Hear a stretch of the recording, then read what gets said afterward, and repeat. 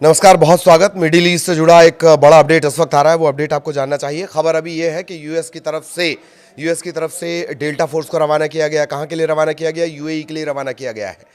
और delta force क्या है? डेल्टा फोर्स की रवानगी खबर और क्यों ये खबर इतनी महत्वपूर्ण हो जाती है। आपको याद होगा कि जो जनवरी का घटनाक्रम था जिसमें वेनेजुएला के जो राष्ट्रपति हैं, जिन्हें जो मिशन था उन्हें उठाकर लाया गया था, एक तरह से उन्हें बंधक बना लिया गया। उस फोर्स को उससे अंजाम देने वाली डेल्टा फोर्स ही थी। इसके अलावा 2019 के आसपास आईएस के जो चीफ को असैसिनेट किया गया था, मारा गया था, वो काम भी डेल्टा फोर्स ने किया था। शैडो फोर्स भी इसे कहते हैं। और ये क्रूरतम ट्रेनिंग के बाद ये फोर्स तैयार होती है। डेल्टा फोर्स के करीब करीब 150 जवान, इसी से अंदाज़ा लगा लीजिए कि वो जाते हैं, मिशन को अंजाम देते हैं, वेनेजुएला पहुंचते हैं और उनको एक खरोंच तक नहीं आती है और वो राष्ट्रपति को लेकर पहुंच जाते हैं। खबर अभी ये मिल रही है कि डेल्टा फोर्स रवाना की गई है, यूएई के लिए रवाना की गई है। तो क्या ये माना जाए कि ट्रंप प्रशासन या ट्रंप अब आर पार के मूड में आ गए हैं?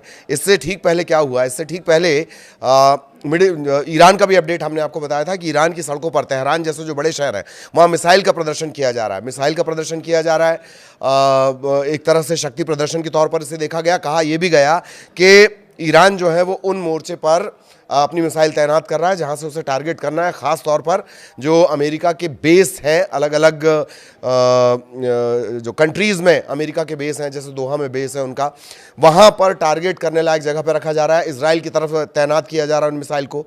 आप जानते हैं ईरान की जो पावर है वो मिसाइल है, फतेह 1, फतेह 2। इसके अलावा बड़ा अपडेट तो ये भी है कि उसने एक आईसीबीएम मिसाइल भी डेवलप कर ली है और जो आईसीबीएम है उसकी रेंज है करीब करीब 10,000 किलोमीटर, यानी अमेरिका भी अब उसकी जद में होगा। एक तरफ वो तैयारी है। खबर ये भी है कि जो खामेनेई हैं, सर्वोच्च लीडर हैं, सुप्रीम लीडर हैं, खामेनेई जो हैं वो फिर से बंकर में जाने वाले हैं, जिसमें कि ताकि उन पर किसी भी तरह के हमले का असर ना हो। बंकर भी ऐसा वैसा नहीं है, बंकर ऐसा जिस पर परमाणु हमले तक का असर ना हो और अमेरिका जिन B-2 बॉम्बर्स का जिक्र करता है वो हमले भी नाकाम हो जाए।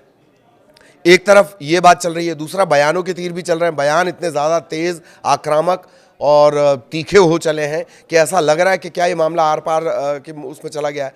ट्रंप को क्रिमिनल कह दिया गया है। इससे पहले कहा गया था कि हम जीतने के लिए जंग नहीं लड़ेंगे, हम मारने के लिए, यूएस को मारने के लिए जंग लड़ेंगे। एक ये बड़ा अपडेट। और अब ईरान से जो बड़ा अपडेट आया कि वो उसके जो बड़े शहर हैं, तेहरान जैसे जो बड़े शहर हैं, वहाँ पर मिसाइल का प्रदर्शन किया जा रहा है।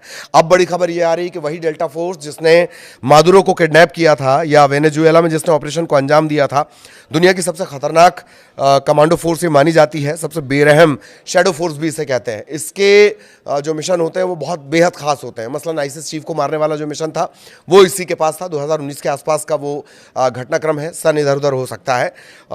इसी फोर्स ने, डेल्टा फोर्स ने ही उस मिशन को भी अंजाम दिया था। इसके अलावा वेनेजुएला में जो ऑपरेशन अंजाम दिया गया यूएस की तरफ से, उसे भी डेल्टा फोर्स ने, और अब वो यूएई की तरफ डेल्टा फोर्स को रवाना किया गया है। यूएई समेत कई जो मुस्लिम कंट्रीज़ हैं जो ईरान के इर्द गिर्द हैं, वहाँ पर अमेरिका के बेस हैं और उन बेस पर इनके तैनाती की खबर आ रही है। डेल्टा फोर्स के बारे में बता दें, वेनेजुएला में जो सबसे बड़ा ऑपरेशन हुआ है, करीब करीब 150 विमानों ने उड़ान भरी थी। S-300 एयर डिफेंस सिस्टम को भी तबाह कर दिया गया था। खबर ये भी आई कि वेनेजुएला में सिस्टम बहुत अच्छे थे, चलाने के लिए स्किल्ड बंदे नहीं थे। और ख़ास बात कि डेल्टा फोर्स जो जिस मिशन को संभालती है उसे पूरा सैटेलाइट सपोर्ट भी मिलता है। डेल्टा फोर्स जब भी किसी मिशन पर निकलती है, सैटेलाइट सपोर्ट उसे मिलता है, उस पर नज़र रखी जाती है,